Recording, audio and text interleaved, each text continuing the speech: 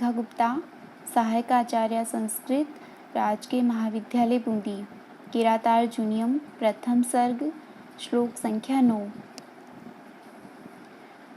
अकेली नीति कायरता मानी जाती है, अतः प्रस्तुत पद्य में दुर्योधन के नीति युक्त पौरुष का वर्णन करते हुए महाकवि भारवी वनेचर मुख से कहते हैं।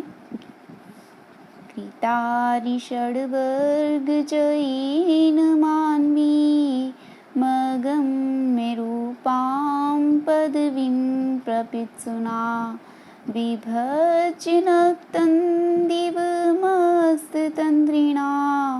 वितन्यते तेन नयेन पौरुषम्। अन्वय है इसका। कृतारि षड्वर्ग जयेन अगम्य रूपां मान्वीं पदवीं प्रपित्सुना अस्ततन्द्रिणा तेन नक्तं दिवं विभज्य नयेन पौरुषं वितन्यते। कृतारि षड्वर्ग जयेन। षड्वर्ग षण्णाम वर्गः षड्वर्ग।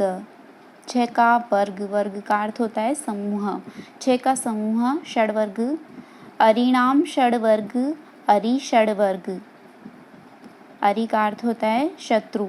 काम, क्रोध, लोभ, मोह, मद और मात्सर्य, ये छह आंतरिक शत्रु माने गए हैं मनुष्य के। तो यहाँ पर अरि षड्वर्ग से तात्पर्य इन्हीं कामादि छह आंतरिक शत्रुओं से हैं। अरि षड्वर्गस्य जय, अरि षड्वर्ग जय। कृतः अरि षड्वर्ग जयः येन स कृतारि षड्वर्ग जयः तेन कृतारि षड्वर्ग जयेन। बहुव्रीहि समास से। कृतारि षड्वर्ग जयेन का अर्थ है काम, क्रोधादि छह आंतरिक शत्रुओं के समूह पर विजय प्राप्त कर लेने वाले। अगम्य रूपाम, न गम्यम इति अगम्यम। नए तत्पुरुष है। अगम्य का अर्थ होता है अप्राप्य। अगम्यम रूपम यस्या सा अगम्य रूपा ताम अगम्य रूपाम। बहुव्रीहि समास से। अगम्य रूपाम का अर्थ होता है अप्राप्य स्वरूप वाली। मानवीं, मनोः इयं मानवी। मनु शब्द से अण प्रत्यय होकर और स्त्रीलिंग में निश प्रत्यय होकर मानवी शब्द बनता है और द्वितीय एकवचन में मानवीं। मानवीं का अर्थ है महर्षि मनु के द्वारा प्रतिपादित, मनोपदिष्ट। पदवीं, पदवी का अर्थ होता है पद्धति, प्रजा पालन की पद्धति। प्रपित्सुना, प्रउपसर्ग पद धातु से सन प्रत्यय होकर और सनाशंस भिक्ष उ से उ प्रत्यय होकर प्रपित्सु शब्द बनता है। तृतीय एकवचन में है प्रपित्सुना। प्रपित्सुना का अर्थ होता है प्राप्त करने के इच्छुक, प्राप्त करने की इच्छा वाले। अस्ततन्द्रिणा, अस्ता तंद्री यस्य स अस्ततंद्री तेन अस्ततंद्रिणा। बहुव्रीहि समास से। तंद्री का अर्थ होता है आलस्य, अस्त हो गया है आलस्य जिसका, वह अस्ततंद्री। अस्ततंद्री का अर्थ होता है आलस्य रहित, निर्लस। तेन, तेन उसके द्वारा सर्वनाम शब्द है, यहाँ पर दुर्योधन के लिए प्रयुक्त हुआ है। उस दुर्योधन के द्वारा नक्तं दिवम, नक्तं च दिवा च इति नक्तं दिवम समाहार द्वंद्व है। नक्तम का अर्थ होता है रात्रि और दिवा का दिन, रात दिन।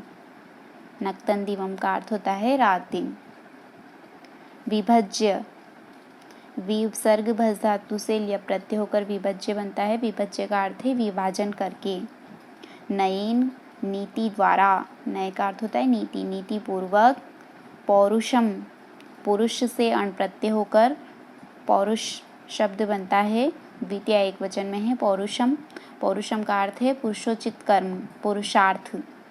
वितन्यते, ये क्रियापद है, विसर्ग पूर्वक तनु धातु से तनु विस्तारी अर्थ में लट लकार प्रथम पुरुष एक वचन का रूप है वितन्यते। वितन्यते का अर्थ होता है फैलाया जा रहा है।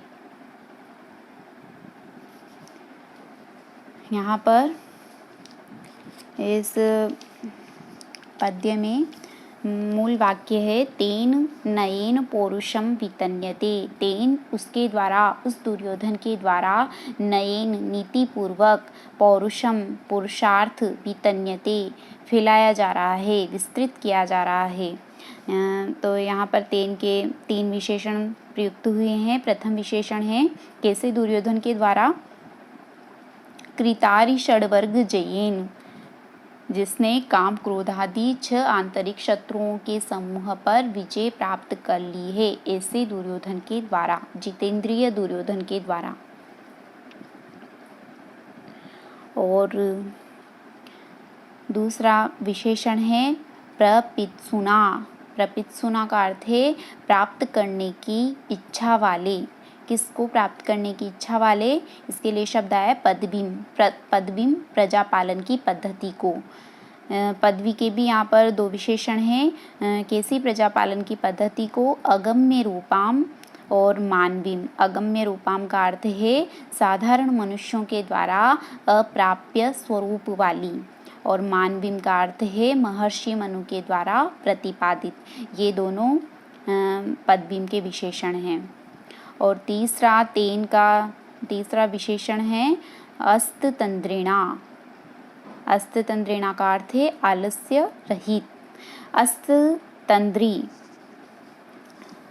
प्रतिपादित करने के लिए, दुर्योधन को अस्ततंद्री प्रतिपादित करने के लिए वनेचर 2 शब्द प्रयुक्त करता है।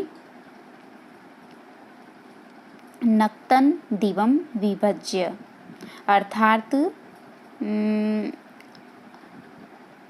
मैं अमुक समय में अमुक कार्य करूँगा, ऐसा निश्चय करके दुर्योधन सतत उद्योगशील रहता है।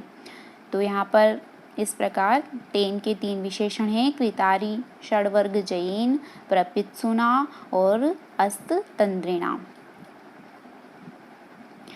तो पद्य का अर्थ हुआ, कृतारि षड्वर्ग जयेन, काम क्रोधादि 6 आंतरिक शत्रुओं के समूह पर विजय प्राप्त कर लेने वाले, अगम्य रूपाम साधारण मनुष्यों द्वारा अप्राप्य स्वरूप वाली, मानवीम महर्षि मनु द्वारा प्रतिपादित, पदवीम प्रजा पालन की पद्धति को, प्रपित्सुना प्राप्त करने की इच्छा वाले, और अस्ततंद्रिणा आलस्य रहित तेन उस दुर्योधन के द्वारा, नक्तन दिवम विभज्य, नक्तन दिवम रात एवं दिन के, रात और दिन का विभज्य विभाजन करके, अर्थात रात और दिन के करणीय कार्यों का विभाजन करके, नयेन नीति द्वारा,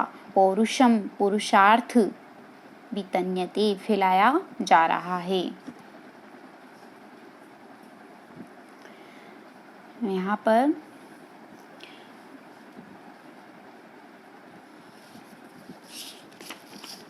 द्वितीय चरण में पकार की तथा चतुर्थ चरण में नकार की असकृत आवृत्ति होने से